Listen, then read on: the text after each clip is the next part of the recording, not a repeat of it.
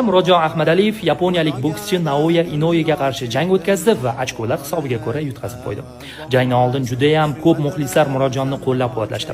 Jang boshlanishi bilan esa bildirilgan pozitiv fikrlar sekin-asta negativga aylandi. Qiziq tomoni 12-raund tugar-tugamas ayrimlar Murodjon Ahmadaliyevni tanqid qilishni boshladi. Bemalol yutsa bo'lardi yoki yaxshi tayyorlanmabdi, raqibining zarbasidan qo'rqdi deganlar juda ham ko'p bo'ldi. Lekin bir narsani unutmaslik kerakki, Naoya Inoue dunyodagi eng kuchli bokschilardan biri. U Murodjon Ahmadaliyevgacha 30 ta jang o'tkazib, shularning 27 tasida muddatidan oldin g'alaba qozongan. E'tiborli tomoni, jangdan so'ng Murodjonning o'zi ham qarsaklar bilan raqibini e'tirof etdi. Lekin o'sha lahzada, ya'ni Ahmadaliyev mag'lubiyatga uchragan paytda uning ortida birorta yaqini yo'q edi. Qiziq tomonini aytaymi, bundan 4-5 oy oldin Abduqodir Husanov Manchester City zaxirasida qolib ketganda juda ham ko'pchilik tanqid qilgandi. Bu bolaning bo'lari shu, boshqa o'sa olmaydi deganlar ham ko'p bo'lgandi. Aynan o'shalar kecha Abduqodirni rosa maqtashdi.